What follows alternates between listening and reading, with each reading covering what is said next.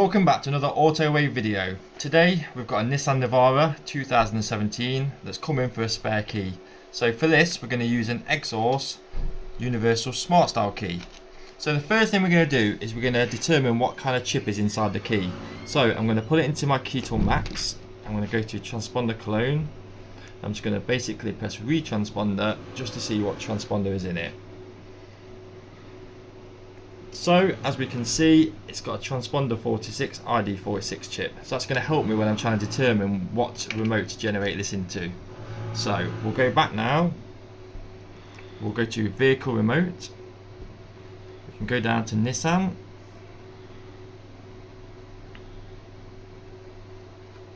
So if we start scrolling down, we're going to be looking for an ID 46 Nissan proximity style. So what's the first one we come to is Nissan ID 46 13 to 17 micro. We're not too concerned that it's a micro because we know it's an ID 46. The remote looks very similar to the picture. So what we'll do is we'll use that one and we'll give it a go.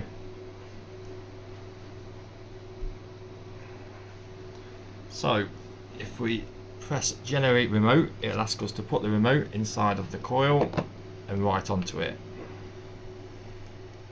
So generate remote,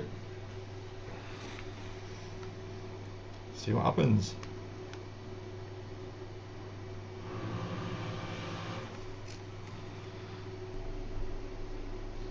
So we've got burn success, so that means now this is complete and we can take this out to the vehicle and program it. Just a quick note is, if this doesn't work for any reason and it's the wrong generation, it's not a problem, because as this is a universal smart key, we can just regenerate it again and we can try it again as a different kind of generation, so it's nothing to be worried about. Right then, so now we're at the vehicle. We're at Nissan Navara 2017 inside the cabin. Now we've connected to our OBD port, which is just above the brake pedal, as you will see here. And now we've got the ignition off and we have two remotes. One is a new remote that we've just generated. One is a working remote. You may have heard the central locking just go off there. So I'm just going to start the vehicle to show you with the existing key that it's working. And obviously the vehicle starts, I'm just going to turn it off. So ignition is now off, and let's go to our OBDStar device. Now this is programmed using the OBDStar DP Plus. And this is a product which is exclusively distributed in the UK by Autowave and available on autowave.co.uk. So let's hit IMO first of all. Now Nissan being an Asian vehicle, it's actually already on Asia. So I'll go to Asia and then I'll press Nissan, which is Nissan Infinity. I'm going to use the latest software version. I'm just going to load into the software. I'm just going to follow the instructions. Now with Nissans you often get a PIN code. What I tend to do is I tend to go through the process and see if it asks me for a PIN code. If it asks me for a PIN code, then I'll use the PIN code. Because sometimes on some systems, not just Nissan, in fact with many systems, it will bypass the PIN code whilst doing the programming. So this is a 67 plate UK model. Let's go to select model. We've got Nissan. I scroll down to Navara. Now there are a few variants of Navara. You've got the RX, the ST and the Navara. I don't actually know which one this is, so I'm going to just start at the top and go ahead with Navara, because sometimes you just have to use a process of elimination. It's in the Europe region because we're in the UK, and this is a 67 plate, so I'm going to go with 2017 onwards. It's a proximity remote, so I'm going to hit proximity. So you can read the BCM code or you can program smart keys. Now you can read the BCM code, but I'm going to go ahead and say program smart keys and see if one, it reads it for me, or if it's a security bypass, so I know for the future. As it says, it will erase all keys, so you must have all keys present. If there's any keys that are not pre-programmed back in at this stage, they will not work in the vehicle. They have to be programmed back in at a later stage. I'm going to hit enter to continue. So it says take all smart keys out of the car and press the start button, which I'm going to go ahead and do. So all the working smart key is actually out of the vehicle. I've got my Xhorse aftermarket remote, but if I hit start stop, it says no key detected on the dashboard. So I've followed the instructions, taken out the smart key and press the start button, and I'm going to hit enter. So now this is communicating with the vehicle. So it's saying open driver's door and close the door. What this is doing, this is waking up the BCM, and now it's reading the vehicle. Very short, quick process, only takes, well, less than a minute really.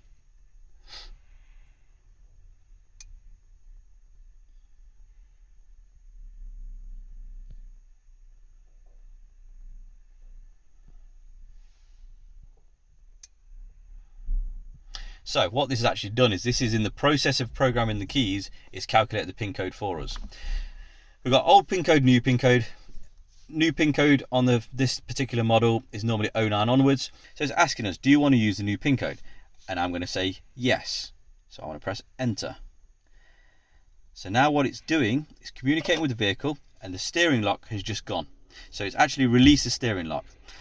Put the back of the smart key to be programmed on the start button and press the start button and wait for the security light to be extinguished. So this is my new smart key. I'm going to put it on the start button, and then if you look out the security light, which is just here, and watch what it does. So I'm going to hit start. It's flashing, and now it's gone off. So it's extinguished. So now I'm going to press enter, and now it says switch ignition off. So I'm just going to hit the start button again, which has now turned the ignition off, and hit OK. So that's programmed it successfully. It says whether to program next one. So what I'm going to do, I'm just going to put this smart key just down here, and I'm going to go outside and get my working original key to program it back in.